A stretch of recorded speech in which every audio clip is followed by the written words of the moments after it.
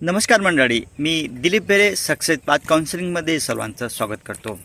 आजचा आपला जो विषय आहे तो असा आहे की मुलांना जीवनामध्ये यशस्वी कसं बनवायचं आहे। मुलांना जीवनामध्ये जर यशस्वी बनवायचं असेल तर आपल्याला 5 ज्या स्टेप आहे त्याच्यावर लक्ष देणं गरजेचं आहे। त्याच्यामध्ये पहिली स्टेप जी आहे ते मुलांच्या सवयी।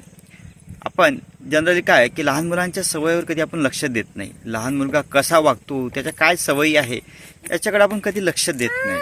जसं की लहान मुलं कधी खोटं बोलत असेल किंवा एखादी गोष्ट त्यांना सांगितली असेल तर ती गोष्ट त्या करत नसेल, त्याला उशीर लागत असेल किंवा एखादी गोष्ट टाळाटाळ करत असेल आणि मुद्दाम एखादी गोष्ट नाही करणे, आजची गोष्ट उद्या करणे, अशा काही ज्या गोष्टी असतात ह्या एक सवय बनून जातात आणि ह्या सवयी नेहमीचसाठी तुमच्या जवळ असतात आणि याच्यामधूनच मुलाचं एक विचार बनून जातो, त्याचा स्वभाव बनून जातो आणि त्या पद्धतीनेच मुलं वागायला सुरुवात करतात। म्हणून मुलांच्या ज्या सवयी आहेत त्या लहानपणापासूनच काय सवयी आहे, कोणत्या चांगल्या सवयी आपण लावायला पाहिजे याच्याकडं आपण ध्यान देणे गरजेचं आहे।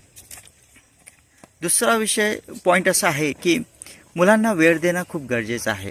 आज बरेच पालक त्यांच्या या धावपळीच्या काळामध्ये मुलांना पाहिजे तेवढा वेळ देऊ शकत नाही आणि त्यांच्यावर जेवढं फोकस करायला पाहिजे तेवढं करू शकत नाही।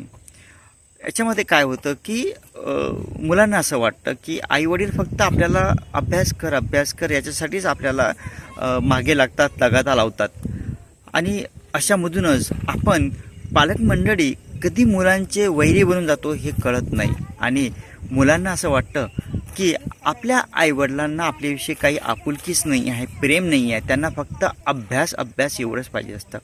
तर म्हणून मुलांना वेळ देणं, त्यांच्याप्रती प्रेम दाखवणं हे खूप गरजेचं आहे। आणि तिसरी गोष्ट आहे की बाहेरील जगाचं ज्ञान मुलांना देणं खूप गरजेचं आहे की बाहेरील जगामध्ये काय चालू आहे, काय घरामध्ये चालू आहे, आपण कसं वागायला पाहिजे, लोक कशा पद्धतीनं फसवत आहे, आपल्याला लोकांविषयी माहिती आपल्याला असायला पाहिजे। चौथी गोष्ट अशी आहे की मुलांमध्ये संस्कृती जी आहे, संस्कृतीविषयी माहिती मुलांना देणं खूप गरजेचं आहे। तर संस्कृतीविषयी माहिती देणं का गरजेचं आहे, कारण संस्कृतीमध्ये आपल्या बऱ्याच काही अशा गोष्टी शिकवलेल्या आहे ज्याचा उपयोग आपले मुलं त्यांच्या भावी आयुष्यामध्ये वापरू शकतात। जसं आता एक साधं उदाहरण द्यायला गेलं तर गीता जर बघितली, गीता वाचली तर गीतेमध्ये तुम्हाला जीवन कसं जगायचं याची माहिती तुम्हाला दिली आहे। तसंच बाकी धर्माचे जे आहे प्रत्येक धर्मामध्ये ग्रंथामध्ये कसं जगायला पाहिजे, कसे विचार असायला पाहिजे याची माहिती दिली आहे आणि त्याच्यावरूनच मुलांचा स्वभाव बनू शकतो।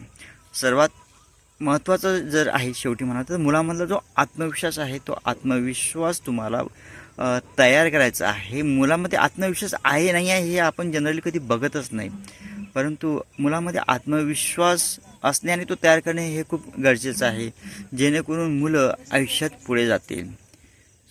धन्यवाद।